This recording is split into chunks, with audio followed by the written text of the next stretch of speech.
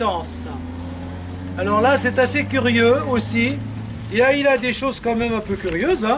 Christian Tchergé, des idées intéressantes. C'est pas tout à fait ce qu'on entend. Voilà. Eh bien, c'est un peu tout le contraire de ce que j'ai dit pour le père de Foucault. Il disait qu'aimer, obéir, c'était être comme un cadavre devant celui qui nous donne des ordres. Il faut vraiment s'aplatir à obéir. Voilà. En plus, l'idée de soumission, c'est quand même le maître mot de la religion de l'islam, hein, la soumission à Dieu. Et donc, il reprend l'expression dans le Nouveau Testament, à propos de Jésus, il s'est soumis en tout. Le voilà bien le parfait musulman, Jésus. Par sa soumission en tout, le seul sans doute, il en est mort. Et de cette façon, insupportable en effet. Mais alors, Père, comment peux-tu nous laisser dire qu'il a appris l'obéissance? Vous savez, il a appris l'obéissance jusqu'à la mort, hein, c'est dans l'évangile. Hein. Alors, l'obéissance, c'est lui de toujours à toujours. C'est sa manière d'être Dieu en Dieu, tu le sais, d'être lui-même tourné vers toi de tout son être, souverainement libre dans l'accueil et le désir de ton bon plaisir. De toute éternité, il n'y a que oui en lui, tu nous l'as dit, il est fils de la joie. Donc, comment Jésus a-t-il pu apprendre l'obéissance, lui qui d'entrée, enfin qui depuis toujours obéit au Père en ce sens qu'il fait la volonté du Père, il est soumis à sa volonté, soumis dans l'amour, soumission d'amour.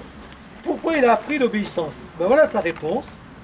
Christian cherche à comprendre en quoi Jésus a appris l'obéissance, lui qui est toute obéissance, tout oui au Père, et il découvre que Jésus n'a pas appris l'obéissance, mais ce que les hommes en ont fait. Au lieu d'être une histoire d'amour entre le Père et le Fils, l'obéissance, telle que Jésus a dû la vivre en mourant sur la croix, hein, elle est devenue tout ce qu'il a appris à nos dépens, nos caprices et nos entêtements, nos complicités et nos tyrannies. Voilà, Jésus a obéi jusqu'à la mort, mais en subissant l'obéissance que les hommes lui ont fait vivre et qui n'est pas du tout la même obéissance que celle de lui, Fils, par rapport au Père. Il a appris l'obéissance déformée par les hommes. L'obéissance qu'on fait vivre bien souvent à d'autres nous-mêmes ou qu'on nous a fait vivre. Donc l'obéissance telle qu'on l'entend n'est pas forcément bonne. Est-ce que vous êtes d'accord avec ça? Voilà, c'est ce qu'il veut dire. Hein. Voilà. Au lieu d'être une histoire de fidélité, l'obéissance est devenue cette perversion qui la guette quand les hommes s'en emparent et s'en servent pour en soumettre d'autres et faire souffrir le Père. Voilà. Il nous reste à vérifier ce que nous faisons quand nous demandons à quelqu'un l'obéissance. Il nous reste aussi à vérifier ce que nous acceptons quand nous obéissons.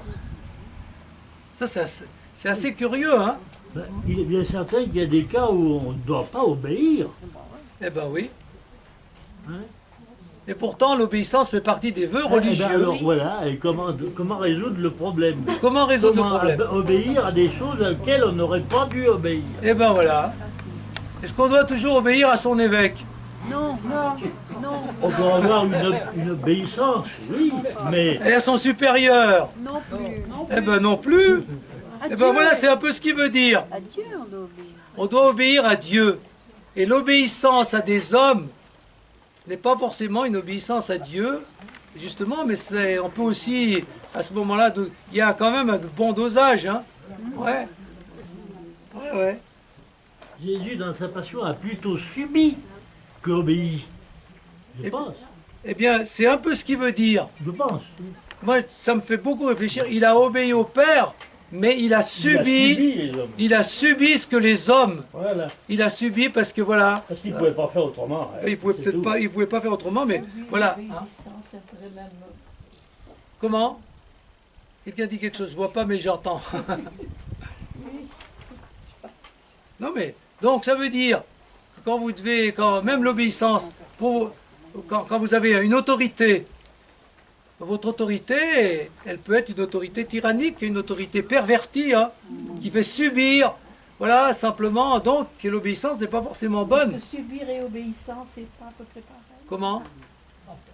Subir et obéissance, non, c'est pas...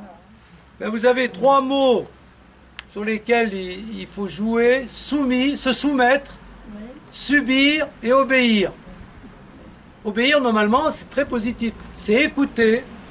Écouter pour aller dans le bon sens Subir, c'est plus dur. que forcément, hein, on obéit pour dire, voilà, quelqu'un, j'obéis à mon supérieur parce que je ne sais pas trop ce que je dois faire et donc il est un peu signe de Dieu pour moi. Donc ça, c'est la bonne obéissance. Mais voilà. Est-ce que vous, voilà, ben, vous pensez à vos obéissances? Est-ce qu'il y a eu dans vos vies des obéissances positives et des obéissances négatives? Est-ce que quelqu'un a des exemples d'une obéissance positive?